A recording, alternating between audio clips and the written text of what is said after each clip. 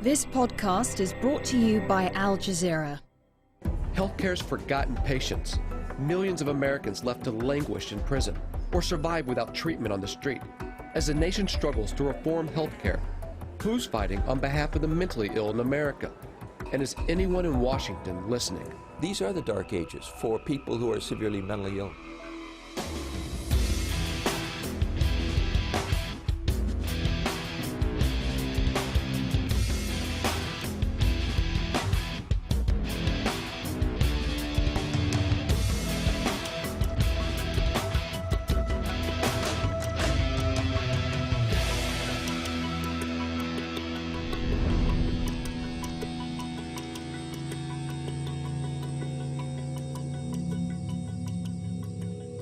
People with severe mental illness used to be housed in state-run asylums.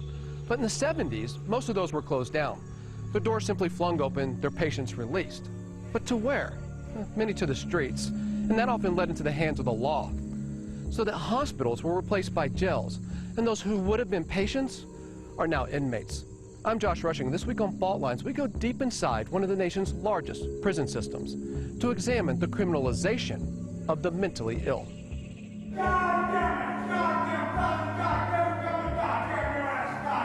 Lester, we're gonna get you a shower. I think it's a very bad commentary on the state of our society that we are not taking care of the people who are least able to take care of themselves. In a way, we're going backwards in time. We're going back to an era when we treated mentally ill people in a jail setting.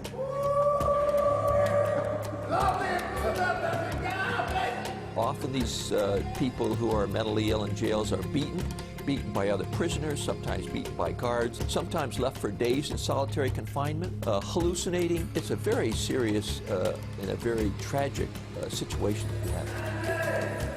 The prisons are not really set up to manage the mental illness. Most prisons are brick and mortar institutions, and their main thing is to serve and protect. And they just want to keep you from getting out. We are making criminals out of people without enough mental capacity to be responsible for what they do. It's like having cancer. It's an illness. And do you think you should be punished for that? No. No, I think I should be helped.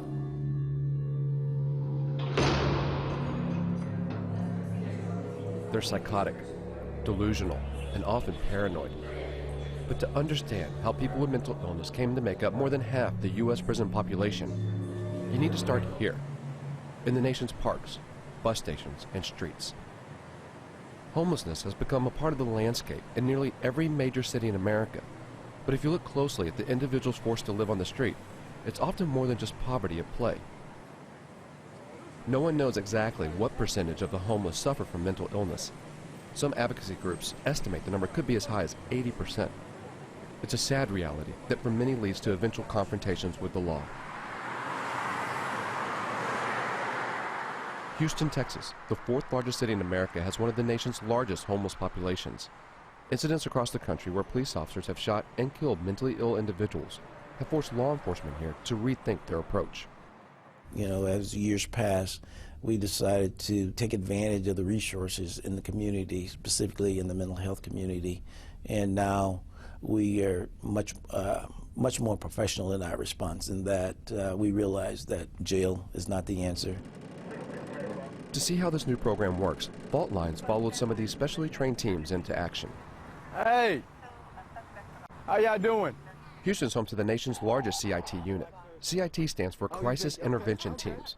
The program partners cops with mental health clinicians. It's not trying to get anybody on the spot whatsoever, but what we're trying to do is help.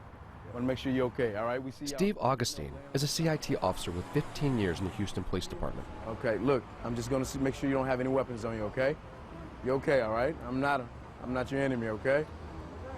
You're not going to jail. You're just going to the hospital, okay? Just going to the hospital. Just for safety measures, okay? This man was found by the police wandering through traffic on a downtown street. Obviously, he's in crisis. So we're going to take him down to MPC, and MPC is basically going to get him stabilized, all right? And then basically later on, They take him to the hospital and then probably released out so he can, start life over again. Starting over may be tougher than it seems. This man may be headed to a hospital today, but too often public hospitals are underfunded and overcrowded, meaning that if they offer any psychiatric services at all, it's only for the short term. I'm gonna let the window down so it won't be so hot, okay? Meanwhile, long-term stay facilities have all but disappeared over the years. Fewer than 40,000 Americans currently reside in psychiatric hospitals, while according to the Department of Justice, 30 times that number, a whopping 1.25 million mentally ill, are serving time in U.S. jails and prisons. If we had the same number of people in the state psychiatric hospitals today, based on population, as we had 40, 50 years ago, there would be over 1 million people in the state mental hospitals. Is it fair to say jails are the new asylums? Oh, there's no question jails are the new asylums. As I mentioned, I have tried to find a single county in the United States. We have over 3,000 counties in the United States where the hospital still has more mentally ill people than the jails. In every county that I can find, the jail has more mentally ill people than the hospital. The Harris County Jail in Houston is no exception. 130,000 inmates a year pass through these cells, and the jail has recently made significant changes to improve conditions for the mentally ill.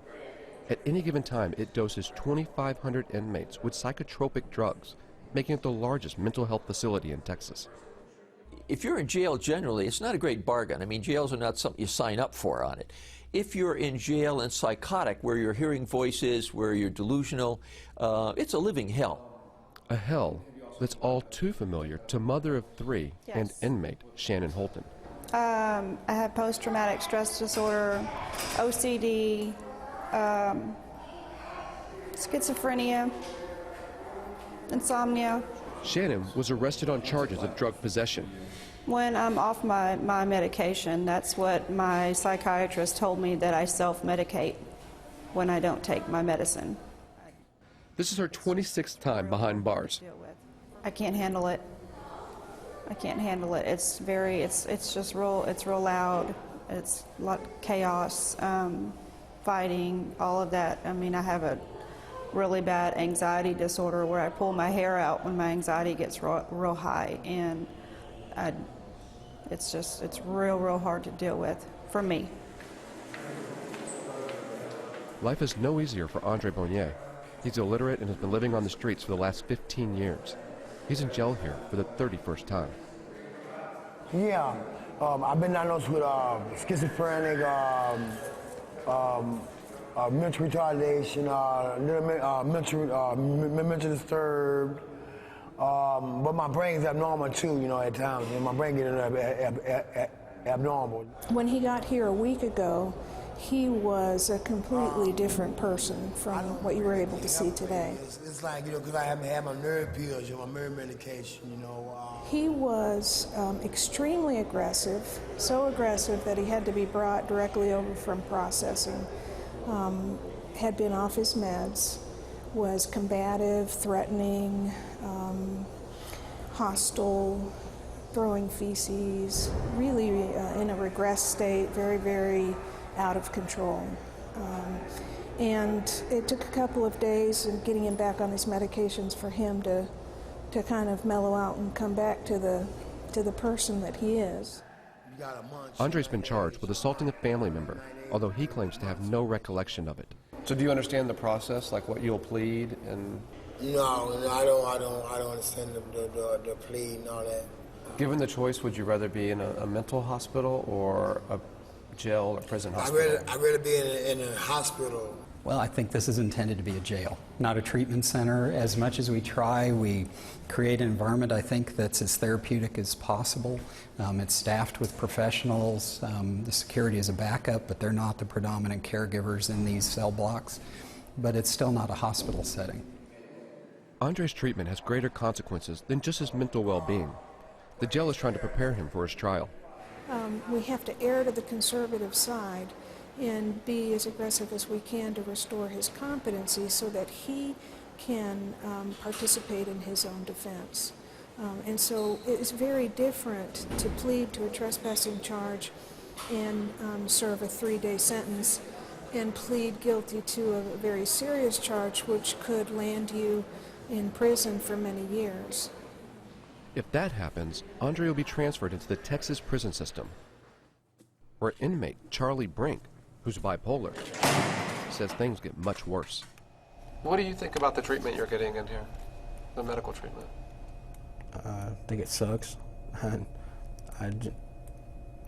really don't think it's enough. I think people with mental illnesses should be,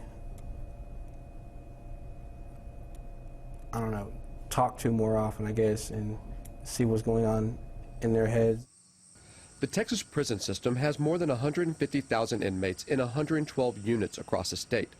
This facility, the Luther Unit, has only 2 psychiatric staff to handle more than 1,300 inmates. Charlie is serving a 7-year sentence for drug charges. He gets to see the doctor once every 6 months. And you go into the room and you look at a big screen TV and he's there on the TV and he can see you. But it's, I don't know, it's just not the same as talking to someone in person. While direct contact with a doctor may be rare, prescription medications seem to flow through the correction system without a problem. Depakote, Risperdal, Lexapro, Geodon, Abilify, Neurontin, Zyprexa, Thorazine, Trazodone, Lithium, there's a long list. Abilify. Hydol. I can't think of all the names. That's it for now. The Texas Department of Criminal Justice refused numerous requests to speak with fault lines on camera about its mentally ill population behind bars. These cases raise a difficult question for the criminal justice system. When the severely mentally ill break the law, should jails exist to help or punish them? We see a huge level of need, and we don't have the ability to turn our backs. We have to address the issues that are here. The purposes serve criminal justice needs. I think our purpose here is to provide treatment. And so we have to find that balance of providing treatment within this milieu. It's really not a therapeutic, though, environment. I don't know, to me, prisons for people like, child molesters and rapists and murderers, it seems like we're not even treated like people here.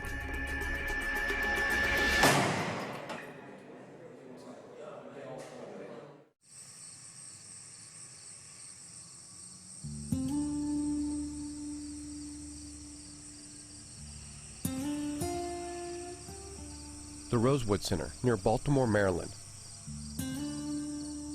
Founded in 1888 as an asylum and training school for the feeble-minded, places like this one were later described by journalists as snake pits, often holding and medicating people against their will.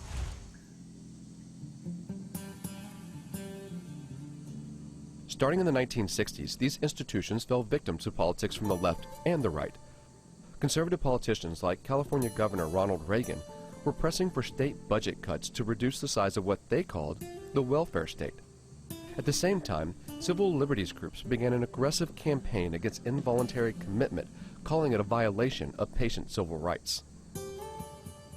So it was a very peculiar mix, strange bedfellows of some people from the far left, civil libertarians, some people from the far right saying, let's save money, we don't need to take care of these people, both of whom pushing at the same time, and that's how the hospitals got emptied. Lawyers and politicians argued that the mentally ill would do better in society, treated as outpatients by community health centers, but the idea never got off the ground.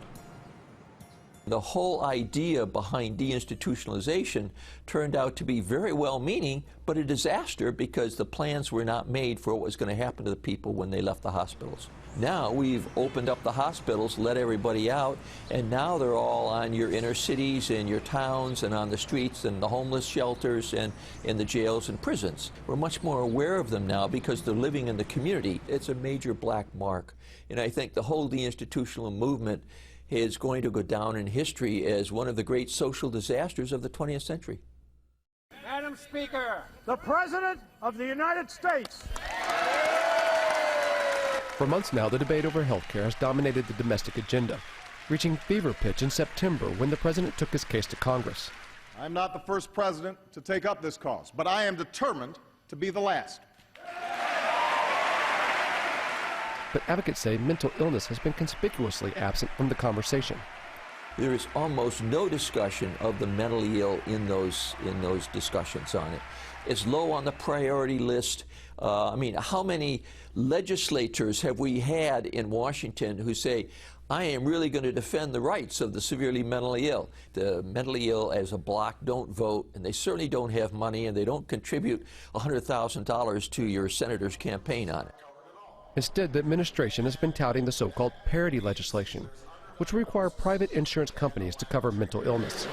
So I am a supporter of the idea of mental health parity, where insurance companies have to provide basic coverage for basic health care needs. But critics point out people who are homeless or in prison often don't have access to insurance, and the legislation doesn't address the real problem. The number of severely mentally ill people who will be helped by the parity bill, which everyone thought was wonderful to pass, probably I can count on the fingers of one hand. It's going to have very, very little effect on the seriously mentally ill. Catherine Power is the director of the Center for Mental Health Services. She's the highest-ranking federal official responsible for protecting the interest of the mentally ill. Why do you think we have so many people with mental illness in prison rather than in hospitals? I have a very small program. My jail diversion program is a $10 million program. That's not a very big program.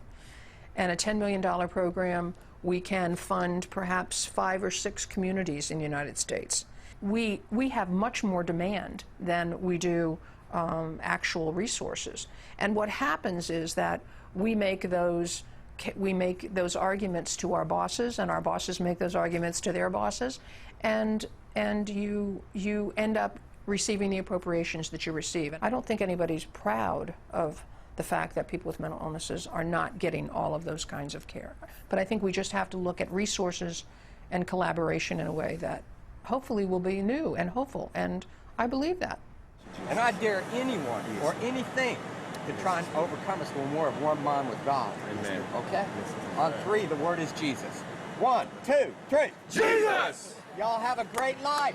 2 hours north of Houston, the Huntsville unit, the oldest prison in Texas, releases dozens of prisoners every day. And every day, Bill Kleiber greets them. Welcome back, guys. Thank you very much. Just go straight ahead. There's some church volunteers to help you up there. Welcome back, man. Welcome back where? The free world, brother. Oh. Himself a former inmate with bipolar disorder, Bill trains volunteers to be the first point of contact. We're brothers, man. Okay, look, you want to go down here. Here's the first stop sign. Offering a hand of support for newly released prisoners as they prepare to step out into the world. For some, just finding their way to the nearest bus station can seem like an impossible task. Can I see your bus ticket? I want to make sure you know what's going on. Ray's getting out of prison today after spending the last 17 years behind bars. And he was going to Tyler, Texas, which means he'll get on the bus here and go to Dallas and wait for 2 hours and 15 minutes and catch the bus to Tyler if he can stay focused that long. And he'd arrive in Tyler at 9:15 or 10 o'clock. Is that your mama? My wife. Your wife? All right. But fortunately, he found the phone number for his wife, and we called her, and she's going to meet him at the Dallas bus station, and he might make it. This young man named Weatherford just served a 10-year sentence. Call me, okay? Because I'm on a psych med. What kind of psych meds are you on? Trazodone, olanzapine. You could tell he had some kind of learning disability. And from the list of medications he traipsed off, bipolar, he had some kind of psychotic disorder. He was taking some kind of psychiatric medicines for psychotic disorders. So we were able to take him over, we gained his confidence, we gave him some shirts. We didn't have pants that fit him, but he sure loved that cowboy hat, didn't he? If you need more help, you call me, okay? All right? Eric Strawhacker got out of prison in April of this year. He volunteers with Bill to help mentally ill prisoners recently released. I talked to one guy here last Friday. He said he was going to a homeless shelter, and that's kind of hard. In addition to coping with his mental illness, Eric now faces the additional stigma of being a convicted felon.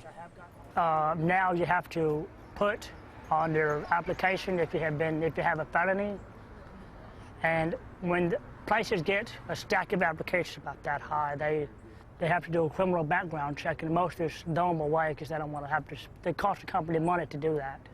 Well, Father, we bless you in the name of Jesus. We thank you. Bill and his volunteers have their work cut out for them. A handful of well-meaning individuals in the shadow of a massive system. It's really a travesty that we would take mentally ill people and cycle them through incarcerations. They're just cycled through there as big human warehouses. Unplug it, unplug it. Come spend a day with me at the bus station and see the human garbage we have created. A lot of those men were not like that when they went in there. And I'll take you into some of these prisons and they walk around like zombies. If I didn't believe that we could change it, I wouldn't be doing this every day. I know we can do it. We've solved other things, and we can solve these problems too. It's just a matter of becoming involved. The healthcare discussion has become as ugly of a partisan debate as any in recent U.S. history. Yet when it comes to the treatment for the mentally ill, it's clear the status quo is both dangerous and inhumane. Without the support of major lobbyists or the backing of corporate dollars, is the situation reversible? Or will the severely mentally ill continue to be forgotten? Oh, I think our era will be regarded with a great deal of wonderment as to why they allowed all those mentally ill people to be on the streets, how the jails got so full of. They won't understand how this could have happened. We got to do more. You know, we cannot continue to force this on the police or the criminal justice system. It's just not the correct thing to do. We as a community have got to come together and tell our legislators, hey, we're tired of all this money for prisons. Come on, let's do the right thing here. I will take every dollar. I will take every quarter. I will take every nickel devoted to mental health, because that means that we won't have to go through the expensive thing of locking somebody up in a torturous situation, paying $30,000 a year to see them abused. What you need is you need leadership. You need both professional leadership within the psychiatric profession. You also need political leadership. You need governors, you need someone in the White House or someone in the Department of Health and Human Services who says, this is a problem that we can solve and we're going to solve it. We have not had that.